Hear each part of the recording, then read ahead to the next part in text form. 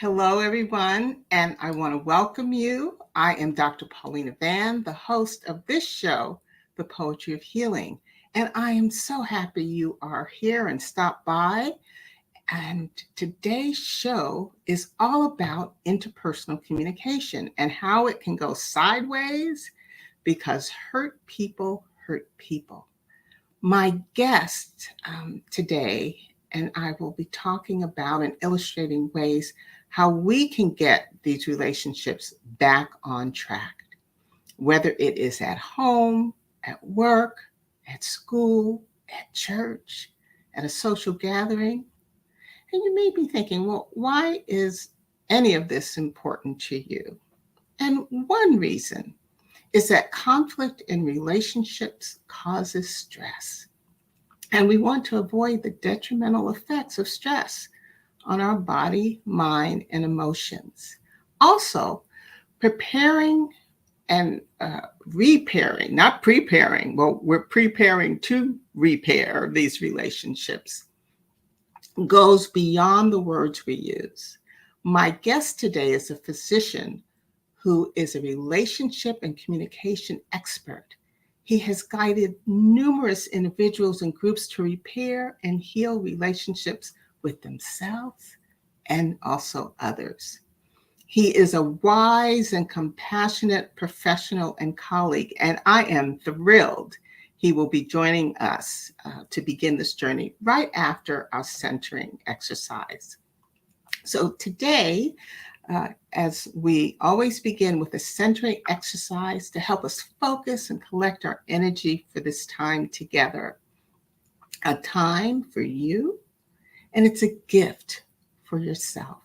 And so today I invite you to participate in a brief centering exercise to prepare us for listening. And I've done this before with you. And we're going to use it to connect to our inner self, to tap into the wisdom and compassion needed to heal relationships with others. So I invite you to get comfortable wherever you are. If you're sitting or standing or even still lying down and just being really cozy, okay? Just be. And I invite you to close your eyes if you feel comfortable or lower your gaze. And I'd like you to take a moment to take a deep breath in and out. And so we're breathing through our nose, slowly in, and gently out through our mouth. Let's take a couple more breaths together. So take a breath in through your nose, have it just fill your whole body. And then breathe out slowly and softly. Breathe all the air out. And take the last breath on your own. Okay, and out. And now we will begin. And so I'm going to ask you to pay attention to the sounds that you hear outside of the room or the space that you are in right now. So some of you may be in a room, but I know that a number of viewers watch from and view from outside. You may be at a public cafe, internet cafe. So just listen to the sounds that are outside of your space. Okay, what do you hear? Next, pay attention to the sounds you hear right inside the room or closer to you, closer to the space you are in. Okay? So just, and keep slowly breathing and just taking in the sounds around you. And then finally, pay attention to what's going on inside of your body. Sometimes you can hear or feel your heart beating, feel your chest rising and falling as you breathe. So listen to your body. And how does it feel? Okay. And before we transition to the program, I'd like you to just take a deep breath in and out. And think about now and maybe after the show, what did you notice? What did you hear? Okay. Now take a deep breath in and out to notice you're here. Take another deep breath in and out. Again, to notice how your body feels. And lastly, take another breath in and out to enter this session. Okay? And you may keep your eyes closed or your gaze lowered, or you can open them again. So, for those viewers who have just joined us, I am Dr. Paulina Van, the author of Regala Healing. It's a book of 100 healing poems to promote self-care, self-understanding, and inner healing. And I host this show, The Poetry of Healing. And we've just completed a listening centering exercise to create a space and prepare our minds for today's show. And so, before we continue, we'd like to know where you are viewing from. So if you'd put it in the chat, we'd really be happy. And also like and share and tag this show so others can also embrace the information that we have today. Today's show is all about relationships and how to resolve conflict and promote healing and the connections you want in those relationships. You are just in time to meet our guest, and I'd like to welcome to the show my longtime colleague, mentor, friend, and thought partner. And I'm going to bring him in so you can see him while I continue to just give him accolades. And this is Marcus Adesima Penn. He's a physician, yoga, certified yoga teacher, restorative coach, and master trainer. And Dr. Penn, I just want to welcome you today. And how are you doing?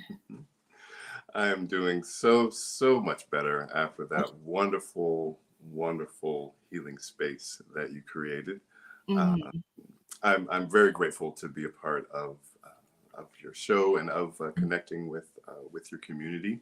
Mm-hmm. And let's continue. I'm excited. Yeah, so yes, we're all going to jump right on in. See, that's how we're connected. We don't want any more formalities. We just want to jump in and talk about relationships. But before we do that, I'd like to invite you to share your background, personal and professional, as much as you feel comfortable sharing, so that our viewers can connect with you and the topic we're about to discuss, those relationships. Yes.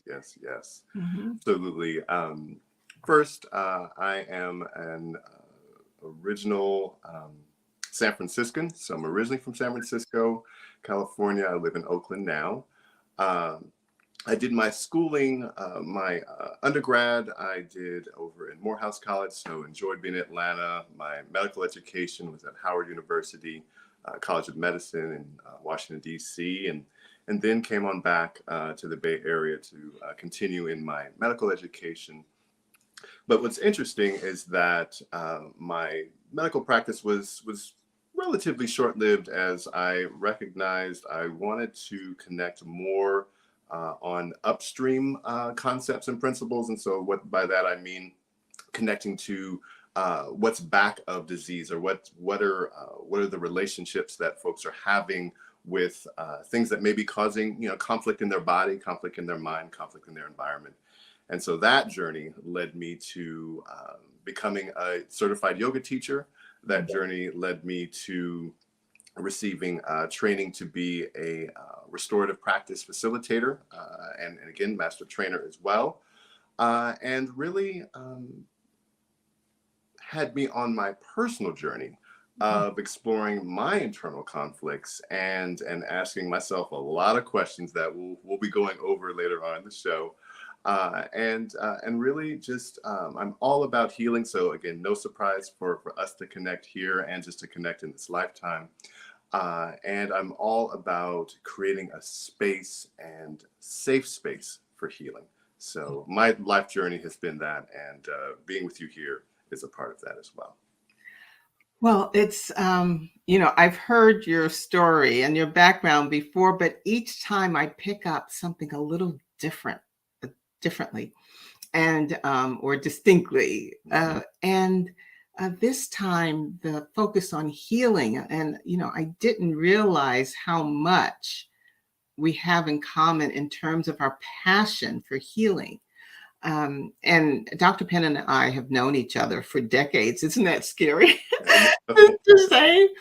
We've known each other for decades, connected with a community group, the Ethnic Health Institute, and just have kind of followed each other. And here we converge, and I'm just so thrilled. So, you talked about conflict. So, in general, what causes conflict in interpersonal relationships?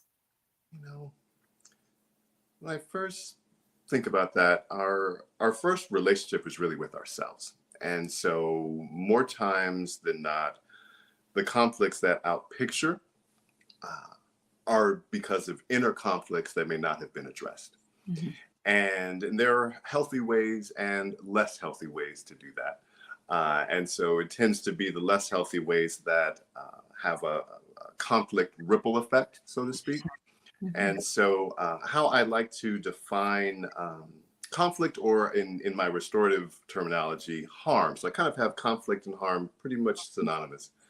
And I define it as any disruption to the integrity of a working relationship. Any act or behavior that disrupts the integrity of a working relationship. And Mhm. so when kind of just seeing it as just a break of that integrity, when there's conflict, the hope, at least in the work that I do, is to take away the sense of blame or shame or guilt, to really just move in the direction and be on a journey of accountability. And Mhm. so within conflict is always an opportunity to move towards accountability. Okay, so thank you for the definition, because it's really important that us and the viewers have the same language and Mhm. understanding of what we're talking about. So let's break it down. Let's give us an example of a conflict, um, either with someone else, and a conflict within in ourselves. And Mhm. I know that you're currently doing a lot of work within an academic setting, but feel free to use an academic setting or a home setting. And it doesn't have to be your conflict, Dr. Panic. No It worries. could be one you heard about. But it would really be helpful to kind of make it tangible. No worries. Mhm. And I'm all about vulnerability and transparency. So so it helps to share, and I'm Mhm. always happy to share, to use myself and my journey Mhm. as help for those who are here and listening. Mhm. So one conflict I think about is a place of harboring, kind of when harboring resentment. And so the example could be, or the example I'm sharing is um, when there my my uh, uh, my family loves to do self-care. So that could be like Mhm. hikes, or or Mhm. walks, or uh, just being in a wonderful natural environment. And so uh, we definitely love to do that together. And so sometimes my wife may connect with a group of ladies that she walks with, and she does it quite regularly.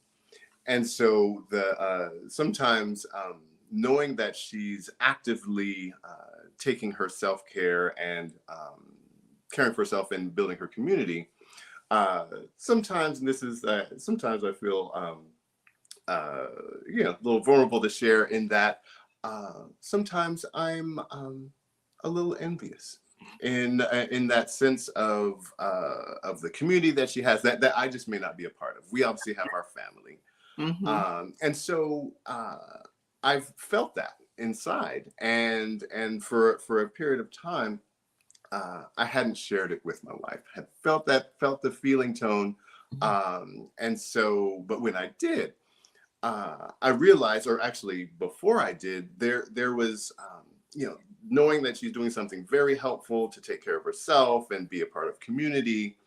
Uh, that part of me that was a little envious was that piece of conflict that was not really in alignment. Mm-hmm. And so when I had shared with my wife I'd love to be a part of this group, and or at least to experience it. And so when I had done that brought the conflict back into integrity and alignment.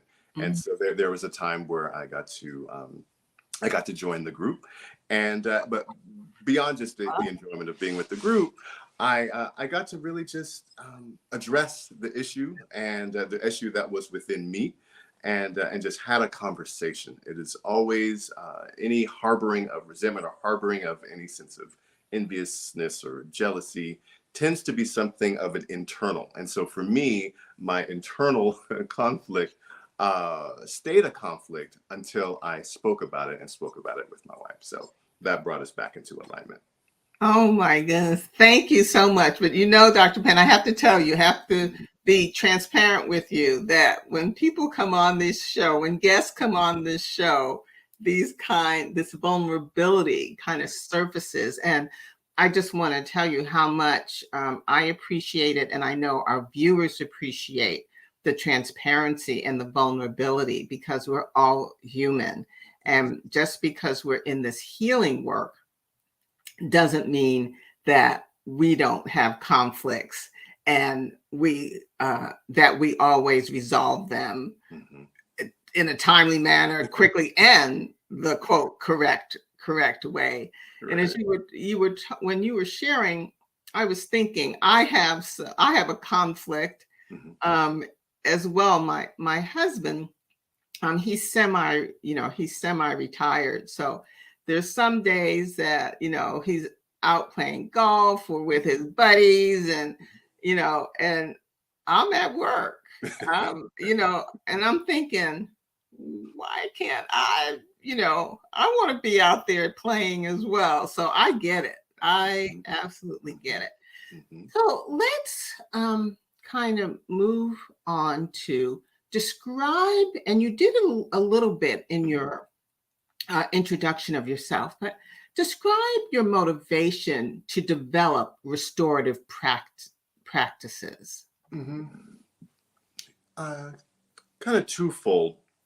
One's kind of the micro and one's kind of the macro. So the micro was uh, in my capacity at my health science university.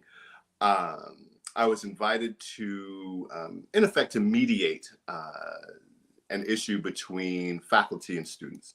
Mm-hmm. And as I was brought in to address this issue, to bring some insight to this issue, it just kind of came into my mind. Let's explore restorative practices to address this conflict between some faculty and some students. And so that grew into a whole multi-phased curriculum that rolled out in the university, as you know. So that was the micro. Mm-hmm. The macro is that we are still in this COVID era, is what I kind of call it. I want to believe that we're on the back end of it. Mm-hmm. But in the front end, there definitely was a front end of it, because everything was so much more remote and virtual as we are now. Uh, Relationships became more virtual, Mm-hmm. and unfortunately also conflicts became more virtual. And so as I was again developing this curriculum, I also was recognizing that relationships have changed in their dynamics. Virtual, there's more email, there's more virtual. You don't get to feel as much of the vibration or the vibe or the energy of someone uh, when you're not in the physical room with them. So there are different cues and there's different ways, and sometimes there are different interpersonal conflicts that take place. Mhm. So I recognize that both of those, the micro and the macro, happening, and using these restorative tools I'll be sharing today. It seemed to work, and also the fact that we were doing much more virtual trainings that Mhm. actually allowed these tools to reach more individuals. And Mhm. so the macro of this pandemic era actually helped the dissemination of a lot of these tools that I'll be sharing. Mhm. Well, you bring up a good point. Hmm. Us being without preparation, going virtual and being socially isolated, all those things at the same time, really, I, I don't want to use the word force, but I don't have another word now, but forced us to be able to relate in a different way. But on that journey of learning how to relate differently, we made mistakes and we missed those energetic cues because we all carry energy, and we missed or misinterpreted Hmm. those energetic tools, which led to conflict. So we've talked about you developing these tools and these practices, and there are 4 restorative practices. And if we had 4 hours, we could talk about them all. But I really like you. This spiral of conflict or reconciliation Hmm. is very popular among the individuals and groups that you coach and you guide in your restorative practice. So, Dr. Penn, I'm going to put up your Okay. uh, slide here, and I'm going to ask you just to walk us through it, because after that, this is where we're going to apply some of your tools.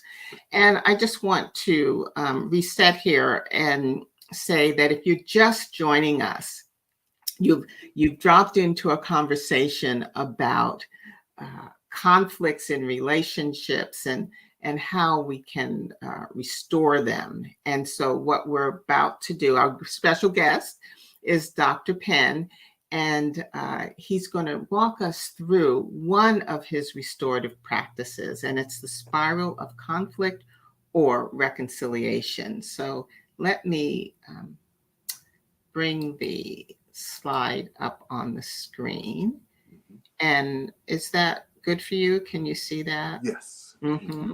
Okay. Absolutely. So thank you.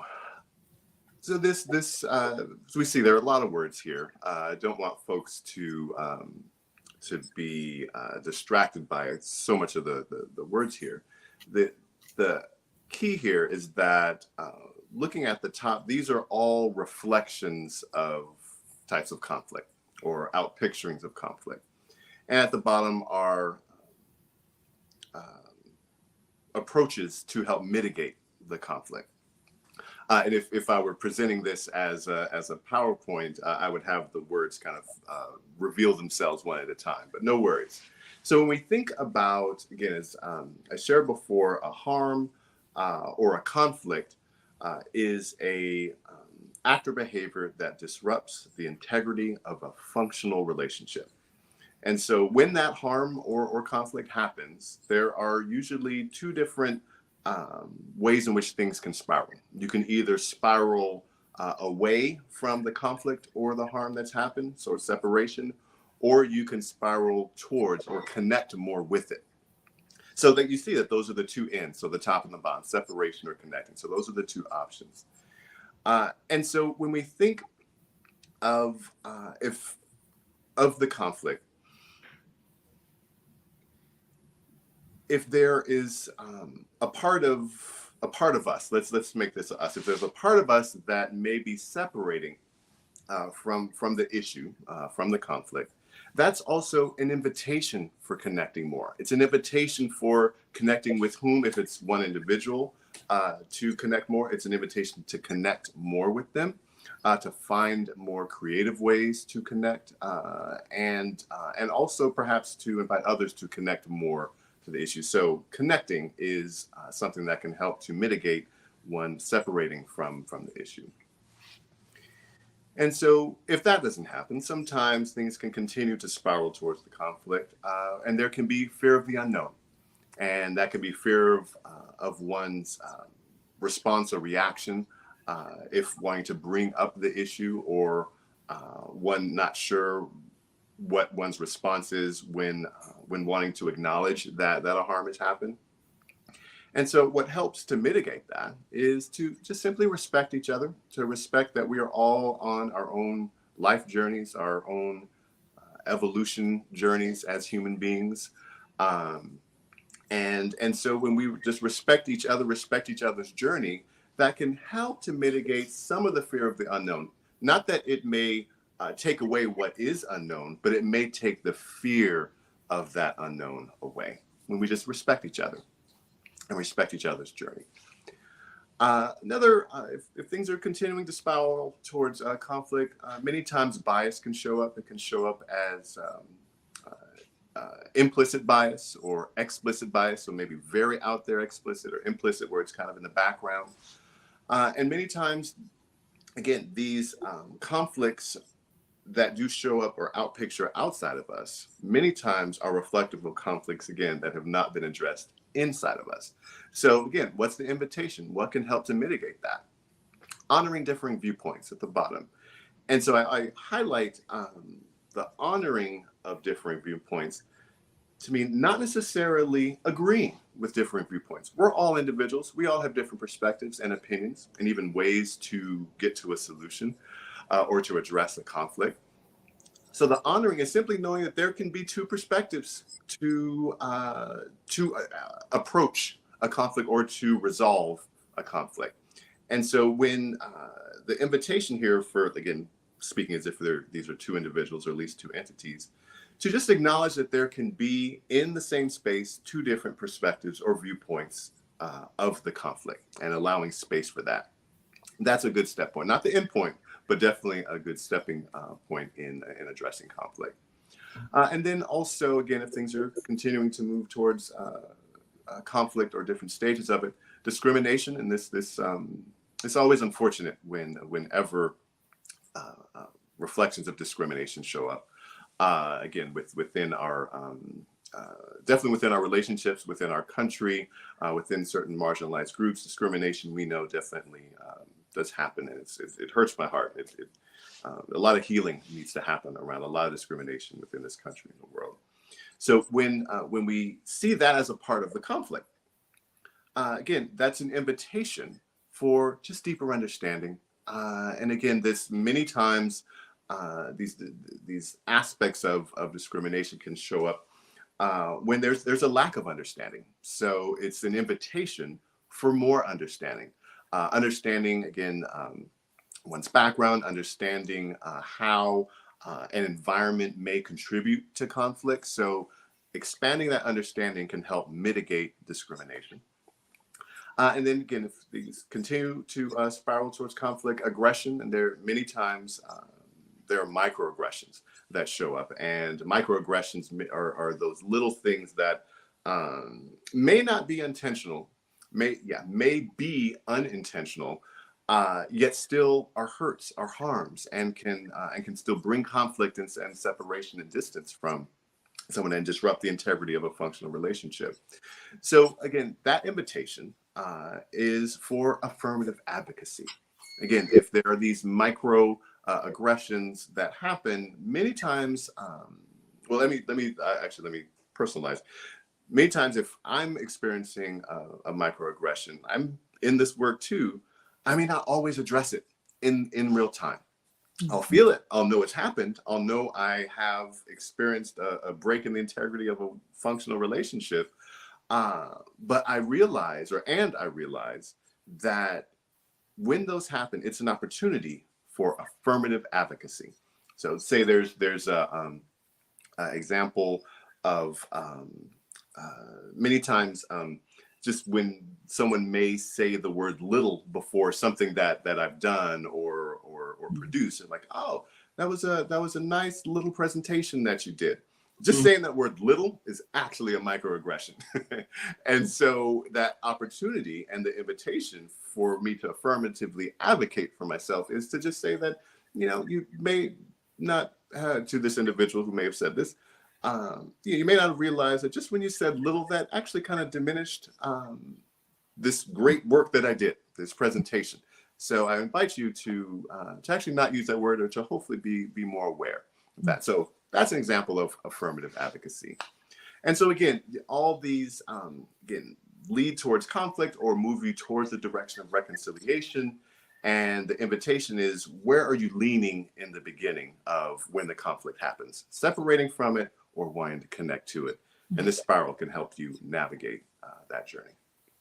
Well, thank you. I'm going to take down this. Mhm. Um, that was absolutely excellent. And what came to mind, and this is a poetry of healing. And of course, I have a poem that kind of fits that. So I thought I would, it came to mind that I might read it right now. And this poem came to me after a dust up with my husband. And it's so funny because he heard me mention it the last show I did. And he said, "Well, what was the dust up?" I said, "I don't remember." He says, "I don't remember either." But this is the way that I reconciled um, the dust up. And then I read it to him. All right. And it's titled Feeling. And it's in my book, Regala Healing. And it's on page 77 in the physical book. And it's a little earlier in the ebook. And it goes, "I'm feeling unsteady. I'm feeling not ready. I'm feeling a backward fall. I'm feeling I must call. I'm feeling a need to be heard. I'm feeling lost in the herd. I'm feeling I can arise. I'm feeling it will not be a surprise. I'm feeling a need to exit this space. I'm feeling a draw to a healing place." And so we can choose to take the spiral down into conflict, or we can choose to take the spiral to healing. Or yes, yes, absolutely. For those of you who have just joined us, I am Dr. Paulina Van with my special guest, Dr. Penn, and we're talking about conflicts in relationships. And this show is typically a half an hour. And as you can see, we have passed a half an hour point. Yet I just like us to take a little time. We won't be able to go through the entire exercise, but it's important that you take away from this some tools.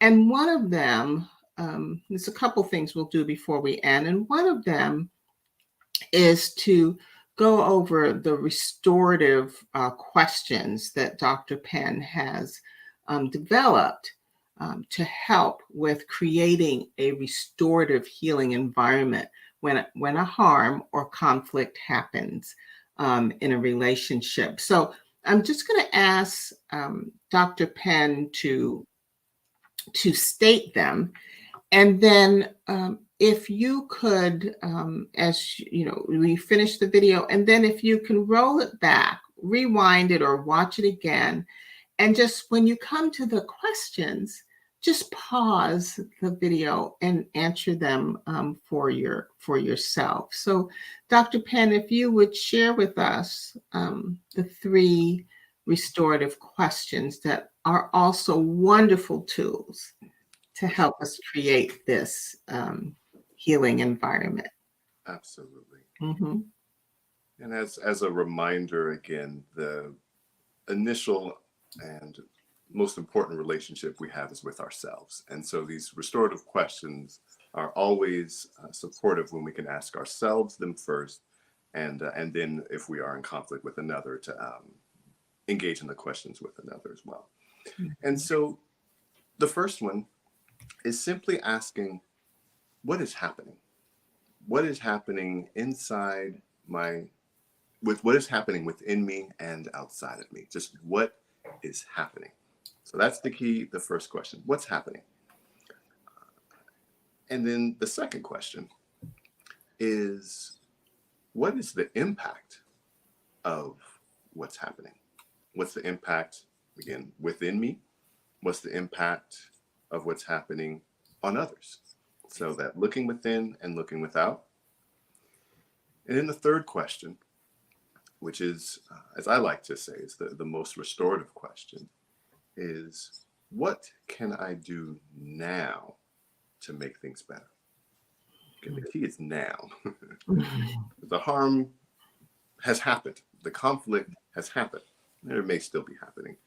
But what can I do now to make things better for myself, make things better for the relationship, for the communication? So again, there's a lot that one can go into the direction of that last question.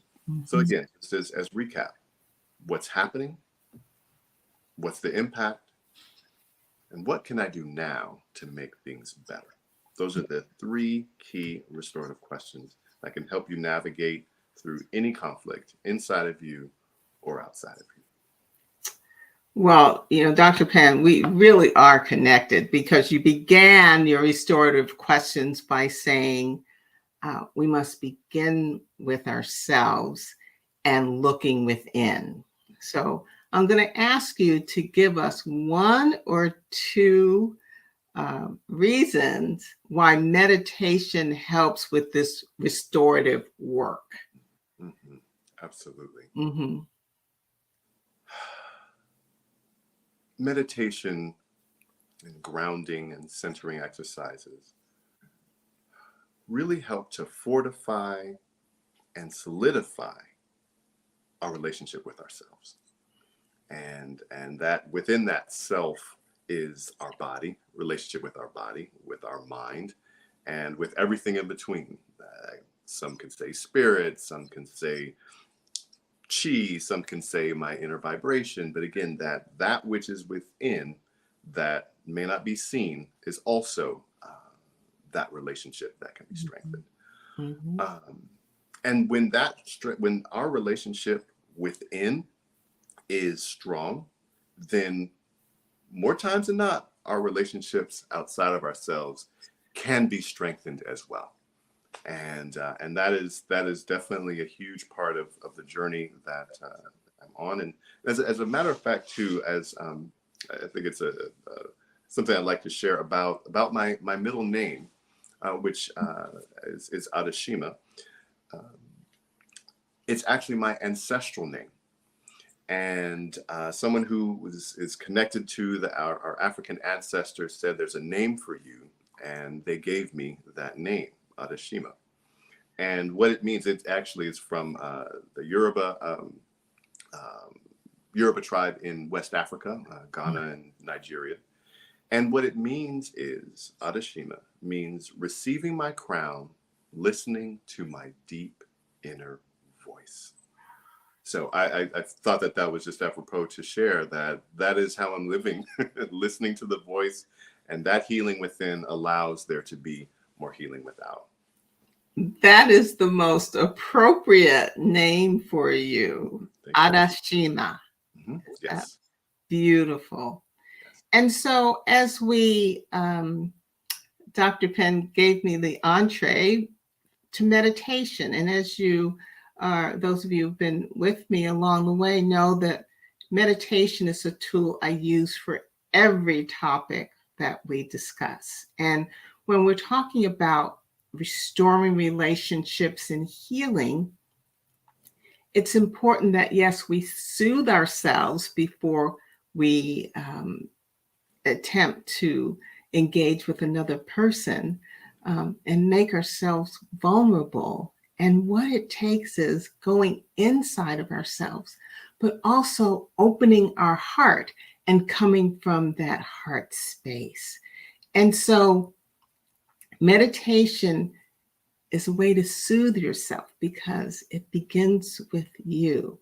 And so I'm going to invite you as we near closing this session.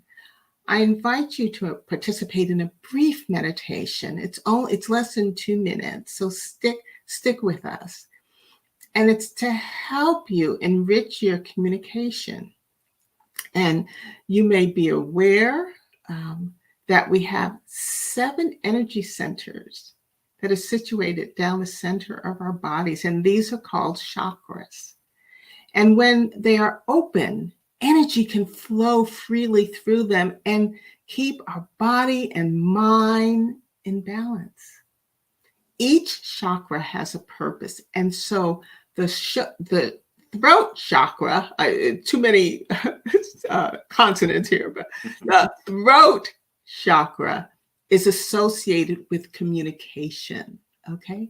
And so when this chakra is open and balanced, it's easier to express ourselves clearly and to say what we want and need.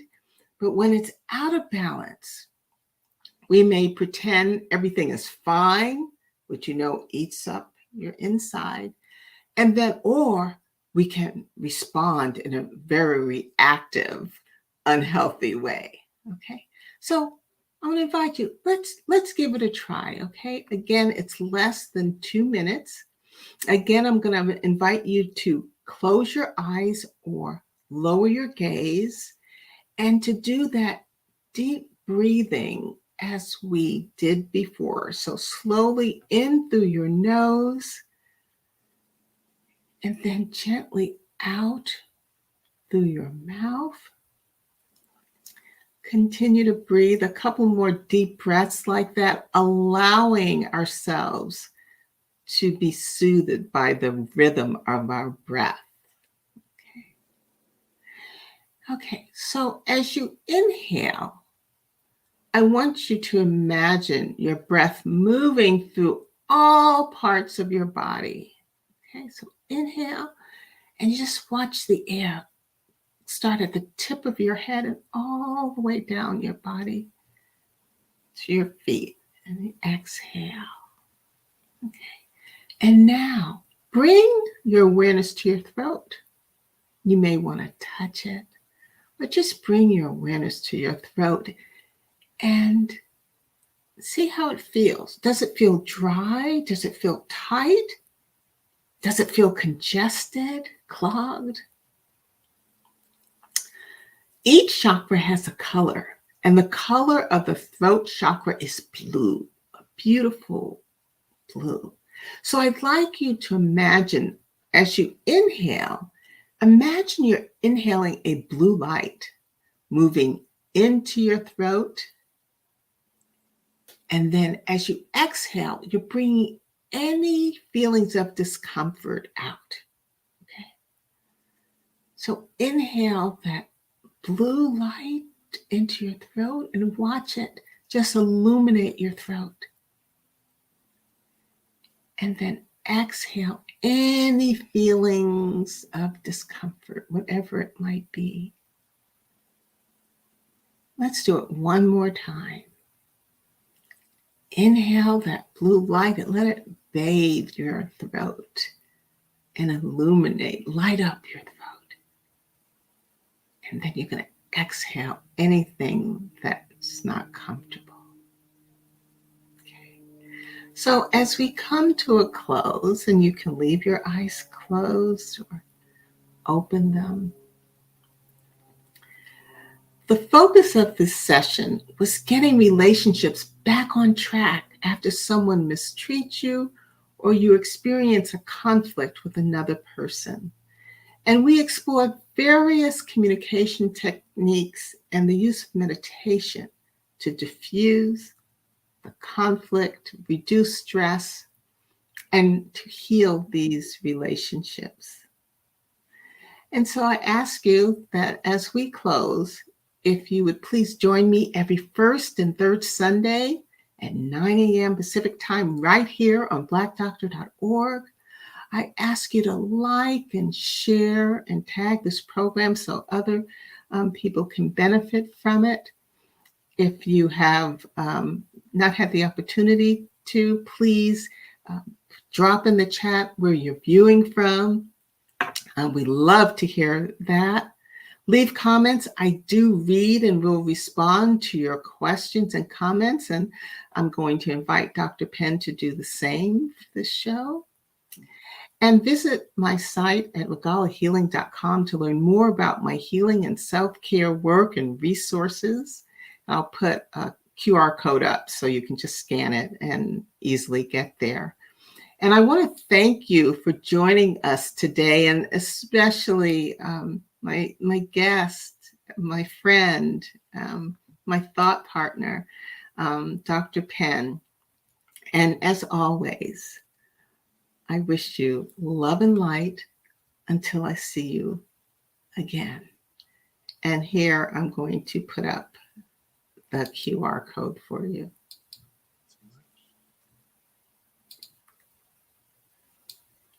Just for a few seconds, give you time to scan it.